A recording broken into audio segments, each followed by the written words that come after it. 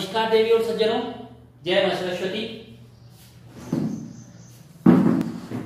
संविधान निर्माण से पहले जो उसकी विकास की प्रक्रिया थी उसके 3 वीडियोस हम लोगों ने डाले और उनका उद्देश्य यही था ताकि हम लोग समझ सकें कि किस प्रकार संविधान निर्माण की बात भारत में उठी है। भारतीय नेताओं ने, उस समय के कांग्रेस के नेताओं ने किस समय संविधान को भारत के लिए जरूरी माना है और निर्माण प्रक्रिया कैसी होनी चाहिए, उसको कब स्वीकृति मिली और वो किस प्रकार रही, ये ऐसे है सर। इससे संबंधित आज से हम एक नई चीज शुरू कर रहे हैं। जो भी टॉपिक आपको पढ़ाएंगे उसको एक क्वेश्चन बनाकर थोड़ी देर में डाल देंगे, आप लोग उनको हल करके अपने आंसर जो भी आप लोगों को आते हैं उधर कमेंट बॉक्स में हमेशा डालें। गणित के साथ भी ऐसे ही करेंगे, जीएस के साथ भी ऐसे करेंगे। संविधान टॉपिक वाइज टोटल पढ़ाने वाला हूं मैं इस पे। आज हमारा जो टॉपिक है वो है संविधान निर्माण की प्रक्रिया क्या रही है हमारे यहाँ, ये हमारा टॉपिक है सर, संविधान निर्माण की प्रक्रिया। आते हैं सर उसमें, जो भारत का संविधान है वो किस मिशन के, किस आयोग के अनुसार किया गया, ये क्वेश्चन है। तो उसका आंसर हम लोग देते हैं कैबिनेट मिशन, जो अंग्रेजों द्वारा भेजा गया भारत का अंतिम मिशन है या कोई अंतिम आयोग है जिसने यहां पर कैबिनेट मिशन के अंतर्गत जो उनका प्रोसेस है वो चाहते हैं कि भारत अपने लिए एक संविधान का निर्माण करे। तो कैबिनेट मिशन आया है भारत ये सारी योजनाओं को लेकर। 24 मार्च 1946 को ये दिल्ली पहुंचता है। कैबिनेट मिशन में 3 सदस्य हैं, क्योंकि ये अंग्रेजों ने भेजा है तो तीनों के तीनों अंग्रेज यहां सदस्य हैं।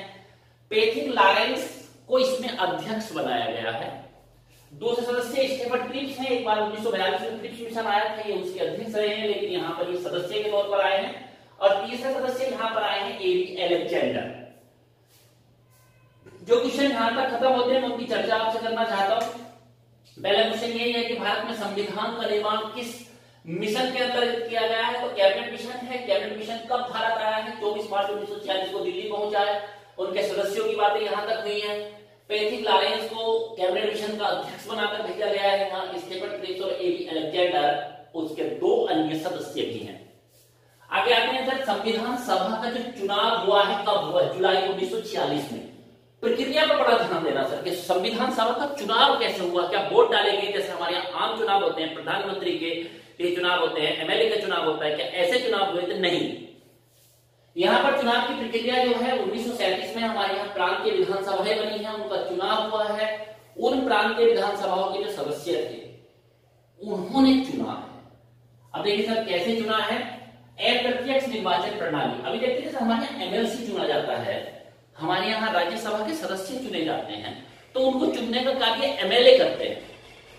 जो राज्य के एमएलए होंगे, उस संसदीय क्षेत्र में आने वाले एमएलए होंगे, वो वोट डालते हैं।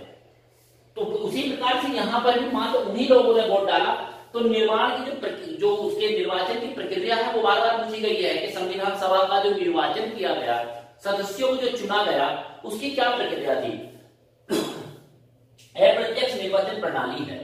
और कैसे बंटवारा कर दिया जाए कि कितने राज्य, कौन से प्रांत को कितनी सीटें दे दी जाए, ये बड़ा मुद्दा था उस समय। तो इस मुद्दे का सोल्यूशन निकाला गया कि हर प्रांत की जनसंख्या को कैलकुलेट किया गया, जनसंख्या के आधार पर देखा गया, तो प्रति एक सीट वो कम से कम वहां पर 10 लाख जनसंख्या का प्रतिनिधित्व करती है।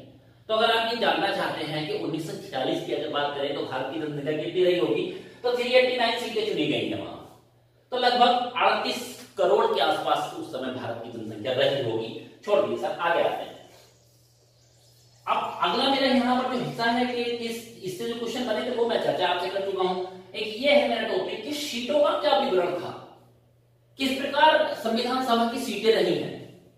तो संविधान सभा की सीटों के लिए बात करते हैं, तो जो ब्रिटिश प्रांत हैं, ब्रिटिश प्रांत जहां पर अंग्रेजों का डायरेक्ट शासन है, अंग्रेज जहां डायरेक्ट शासन करते हैं, तो वहां से 296 लोगों को चुना गया, 296। अब इस 296 का विवरण हम इस प्रकार करते हैं कि 292 तो डायरेक्ट ब्रिटिश प्रांत से, 4 उन्होंने कमिश्नरी क्षेत्र बना रखे थे। जैसे हमारे यहाँ इस समय आप केंद्र शासित प्रदेश देखते हो, वैसे ही 4 हैं, तो वह 4 सदस्य वहां से आए हैं और इन 296 का विवरण आप देखिए, बहुत सारे क्वेश्चन यहीं पर बन जाते हैं और हम लोग देखते रहते हैं कि पता नहीं क्या इसमें हुआ होगा हमारे साथ। देखिए सर क्या है, सामान्य वर्ग से 213 सदस्य लिए गए हैं जो जनरल हैं, और मुस्लिम सदस्य यहाँ पर 79 है इसमें, और 4 सदस्य सिख है। सिख सदस्य केवल पंजाब के लिए अलॉटमेंट था, तो 4 सदस्य इसमें सिख आए हैं। कुल मिलाकर के 296 यहाँ पर कैलकुलेशन है। इसमें से अगर आप कहते हैं कि आरक्षण या आरक्षित कितने हैं, जैसे हम इस समय पूछते हैं भाई ओबीसी कितनी सीटें हैं, एसटी कितनी है, तो ओबीसी तो तब है नहीं, ओबीसी नहीं है तब। जनरल है, एसटी है, एससी है और महिला कैटेगरी, इन कैटेगरी का तो जनरल तो पता ही है, बची बची जनरल ही होंगी। महिला सदस्यों की संख्या 15 है, एससी कैंडिडेटों की सदस्य 26 है और एसटी 33 है। इन सबसे क्वेश्चन बने हैं कि संविधान सभा में कितनी महिलाएं थी, 15। एससी अनुसूचित जाति के कितने लोग थे, 26। अनुसूचित जनजाति कितने लोग थे, 33। अब इसका मैं एक और बंटवारा यहां पर मुझे चाहिए था, तो मैंने एरो लगाकर आपको दिखाया कि किस तरह का बंटवारा है, कि कौन से दल को कितनी सीटें यहां पर मिली है। अब देखिए आज कांग्रेस सबसे बड़ी पार्टी के रूप में यहां उभर कर आई, 208 सीटें उसी को मिली हैं किसी न किसी रूप में। 199 तो उसने क्लियर जीती हैं और लगभग 9 सीटें ऐसी हैं जो कांग्रेस ने उस समय जीती हैं, लेकिन वहां पर संयुक्त उम्मीदवार जैसे अभी हम लोग देखते हैं गठबंधन कर लिया गया है, तो 9 सीटें गठबंधन की है, वो ज्यादा आपको जानने की जरूरत नहीं है, लेकिन 208 ये आपको जरूर याद रखना है। मुस्लिम लीग को 73 सीटें यहां हैं, अन्य दल छोटे छोटे दल हैं, पार्टी बना रखी है, उनको 7 सीटें मिली हैं, और निर्दलीय लोगों को 8। तो 296 सीटें यहां पर भी पूरी होनी चाहिए, यहां पर भी पूरी होनी चाहिए, ये आंकड़ा पूरा बैठना चाहिए, गणित में बैठना चाहिए। अब बाकी आते हैं देसी रियासत, जो हमारी देसी रियासतें हैं उनमें से 73 सीटें वहां अलॉटमेंट किया गया,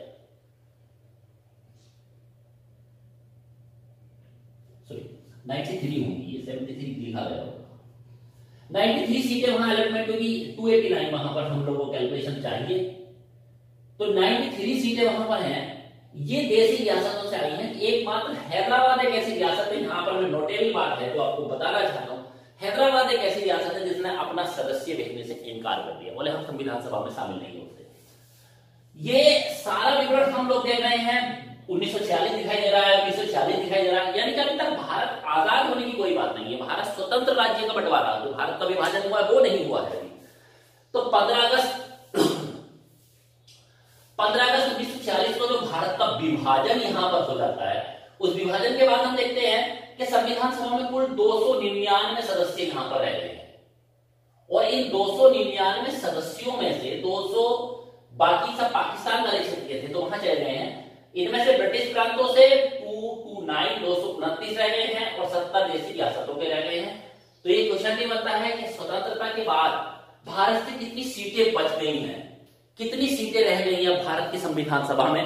तो जो रहती थी हमारे पास 389, वो रह गई है 299, यानी कि 90 सीटें पाकिस्तान के संविधान में चली गई हैं, वो अपना संविधान वहां बनाएंगे, हमें कोई मतलब नहीं है। सर बात आती है कि इसके निर्माण की प्रक्रिया को बड़ा शॉर्ट में समझाने की मैं यहाँ कोशिश कर रहा हूं कि कैसे आपको बताया जाए। तो 9 दिसंबर 1946 को प्रक्रिया शुरू होगी और 26 नवंबर 1949 को संविधान निर्माण की प्रक्रिया खत्म हो जाती है। तो ये जो ड्यूरेशन है यहां से 9 दिसंबर 1946 से लेकर, तो इसको मैंने यहां शो करने की कोशिश की है कि निर्माण की अवधि पूछते हैं, तो कहां से हम लोग उसको जोड़ते हैं। 9 दिसंबर 1946 से 26 नवंबर 1949 तक की अवधि को 2 वर्ष 11 माह 18 दिन ये बैठती है। इस दौरान संविधान निर्माण की प्रक्रिया चली है, संविधान का निर्माण इस दौरान हुआ है। आप देखिए निर्माण की प्रक्रिया में हम लोग आते हैं कि पहली बैठक पूछते हैं तो 9 दिसंबर 1946 को हुई है। इसके अध्यक्ष बनाने की बात आती है, किसने अध्यक्षता की थी पहली बैठक की, तो डॉक्टर सच्चिदानंद सिन्हा है। लेकिन सर इनके बारे में बता दें क्योंकि अस्थायी बनाए गए और किस तौर पर बनाए गए थे कि प्रचलन है जो भी सबसे उम्रदराज व्यक्ति होगा, सबसे अधिक आयु का व्यक्ति होगा, उसको अस्थायी अध्यक्ष के रूप में चुना जाता है। तो इसको यहां चुना गया है अस्थायी अध्यक्ष के रूप में। प्रथम बैठक में डॉक्टर सच्चिदानंद सिन्हा है, दूसरी बैठक हमने की है 11 दिसंबर 1946 को, और इसका हमारा पूरा जो काम है कि हम अपना स्थायी अध्यक्ष चुने, डॉक्टर राजेंद्र प्रसाद संविधान सभा के स्थायी अध्यक्ष चुने गए। यहीं पर एक बात मैं आपको बताना चाहता हूं, संविधान की जो संविधान सभा है भारत में, वो 2 तरह से कार्य करती थी। इस बात को यहां पर जरा ध्यान दें, भारत की संविधान सभा दो प्रकार से कार्य करती थी। जब भी संविधान निर्माण का काम आता था तो डॉक्टर राजेंद्र प्रसाद उसके अध्यक्ष रहते थे, लेकिन कभी कभी विधि निर्माण का कार्य आता था, विधि निर्माण। तो जब विधि कानून बनाने की बात आती थी तो डॉक्टर राजेंद्र प्रसाद उस समय अध्यक्ष नहीं रहते थे, उस समय जीवी मावलंकर, गणेश वासुदेव मावलंकर अध्यक्षता करते थे। तो ये वाली बात कई बार लोगों के हम मन में खटक जाती है, यार क्या लिखा दिया डॉक्टर राजेंद्र प्रसाद, हमने तो मावलंकर को पढ़ा है कि जीवी मावलंकर क्या है। जरा बात ध्यान से सुनिए, डॉक्टर राजेंद्र प्रसाद अध्यक्ष रहते हैं, लेकिन डॉक्टर राजेंद्र प्रसाद जब अध्यक्ष रहते हैं जब संविधान निर्माण की बात हो, और अध्यक्ष जीवी मावलंकर कब रहते हैं, जब यही संविधान सभा एक कानून निर्माण प्रक्रिया के अंतर्गत कार्य करती है। प्रारूप समिति जिसका काम था कि लगभग 60 देशों के संविधान को लाकर इनके सामने रख दिया गया कि बोले भैया देख लो इस संविधान को सही से, और इस संविधान में से जो भी अच्छा लगे उस सबको कैलकुलेट करिए, इकट्ठा करिए, और इकट्ठा करने के बाद हमारे सामने रखो बढ़िया से बढ़िया बनाकर।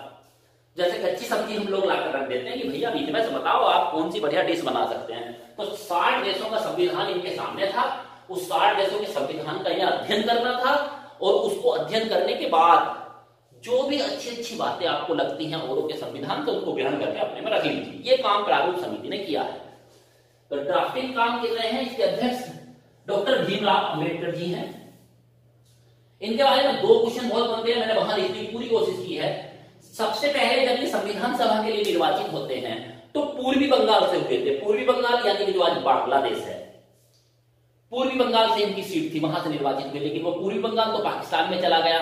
तो जब इनको दोबारा फिर से चुना गया है तो पूरा संसदीय सीट से इनका दोबारा चुनाव किया गया, और ये सीट है ना कांग्रेस के एक व्यक्ति ने खाली की थी, उनके बाद उपचुनाव में ये जीते हैं। तो ये बड़ा महत्वपूर्ण क्वेश्चन यहाँ पर है, जरा ध्यान दीजिए। डॉक्टर भीमराव अंबेडकर अध्यक्ष हैं। क्वेश्चन आता है कि इनका चुनाव कहां से हुआ है, पूर्वी बंगाल से, और स्वतंत्रता के बाद इनका चुनाव कहां से हुआ है। पहले बार चुनाव कहां से हुआ है, स्वतंत्रता के बाद चुनाव कहां से हुआ, तो अलग अलग क्वेश्चन है हमारे पास। तो पूरा संसदीय सीट से दोबारा हुआ है। संविधान पारित होने की तिथि 26 नवंबर 1949 है, इसी दिन पारित माना जाता है, और यही पारित होने की तिथि है, यही संविधान में अंकित है। तो जब भी आएगा हमारा संविधान कब लागू हुआ तो 26 नवंबर 1949 लिखेंगे, 26 जनवरी 1950 नहीं लिखेंगे, वो तो गणतंत्र बनने की बात है, आगे चर्चा आपसे होगी। निर्माण की अवधि पर बात हो चुकी है पहले ही। अंतिम बैठक, तो देखिए मैंने यहाँ 12 लिख दिया है, तो अगर कोई पूछे कितने अधिवेशन हुए हैं तो 12 अधिवेशन बैठक को कहते हैं। तो आपसे पूछे कितनी बैठकें हुई हैं तो 12 बताएंगे, पूछे कितने अधिवेशन हुए हैं तो 12 बताएंगे। 165 दिन बैठकें चली हैं और 114 दिन इसके प्रारूप पर बहस चली है। मैंने दोनों क्वेश्चन यहाँ पर नहीं लिखे, लेकिन मैं आपसे चर्चा के दौरान ये बातें जो भी हैं वो चर्चा के दौरान 12 बैठकें हुई हैं टोटल। 11 दिसंबर से लेकर लास्ट तक 12 बैठकें हुई हैं, और इन 12 बैठकों में 165 दिन का समय गया है, 165 दिन लगे हैं। ड्राफ्टिंग पर जो उसके प्रारूप पर कितने दिन चर्चा या विचार विमर्श हुआ है वो वाला क्वेश्चन भी आता है। तो ड्राफ्टिंग पर 114 दिन की चर्चा हुई है, जो यहाँ नहीं लिखा है वो बता रहे हैं। 14 जनवरी 1950 की बात है। इस दिन 284 सदस्य मौजूद थे, जिनमें से 8 महिलाएं हैं। महिलाओं की बात आती है कि मुख्य रूप से महिलाओं के नाम आपको पढ़ने को मिलते हैं। तो जैसे हम लोग बात करेंगे तो नंबर 1 सरोजिनी नायडू यहाँ हस्ताक्षर करने वालों हैं, हंसा मेहता यहाँ हस्ताक्षर करने वालों में है, तो सरोजिनी नायडू का नाम बार बार आता है। बात आती थी एक यहाँ इस दिन इन्होंने मुख्य कार्य क्या किया है। संविधान सभा के इन 284 सदस्यों ने भारत का पहला राष्ट्रपति चुना है। डॉक्टर राजेंद्र प्रसाद इन 284 सदस्यों के द्वारा भारत के पहले राष्ट्रपति चुने गए। उसके बाद राष्ट्रपति के चुनाव की प्रक्रिया जो संविधान में दी है उससे चुने गए हैं, लेकिन पहले राष्ट्रपति संविधान की प्रक्रिया से नहीं बने हैं। पहले राष्ट्रपति बने हैं संविधान सभा के द्वारा। 284 सदस्यों ने कहा कि इनको चुनते हैं, ये बनना चाहिए। कभी कभी क्वेश्चन आता है कि संवैधानिक सलाहकार कौन है, तो बीएन राव इसके संवैधानिक सलाहकार हैं। ये दोनों क्वेश्चन। इसके बाद हम बता रहे हैं सर, एक अभी हमने एक ग्रुप बनाया है फेसबुक पर, ज्यादातर लोग आप जुड़ते रहे हैं उससे। के मैथ्स करके एक ग्रुप है, अगर आप उस ग्रुप में भी शामिल हो जाएं तो बहुत अच्छी बात है। दोनों चीजें यहाँ वीडियो मिलेगी, वहां पर भी मैथ की वीडियो डाल रहे हैं। और एक क्वेश्चन हम लोग जो है ना, वो क्वेश्चन जो हम लोग आपको नहीं दे पा रहे वर्क, तो एक सीट हम लोग बनाकर आपको डाला करेंगे, थोड़ी देर आप हल करिए उस पर क्वेश्चन का आंसर दे दीजिए। शाम को मैं उसका आंसर आपको अपलोड कर दिया करूंगा, उसमें मेरा भी टाइम बचेगा और आप लोगों का भी। सारे क्वेश्चन यहाँ नहीं, इससे जो रिलेटेड क्वेश्चन है जो भी अब रहेंगे निर्माण प्रक्रिया के, मैं क्वेश्चन बनाकर आपको डालने वाला हूँ, आप उसका मुझे आंसर देंगे। ठीक है सर, धन्यवाद, नमस्कार।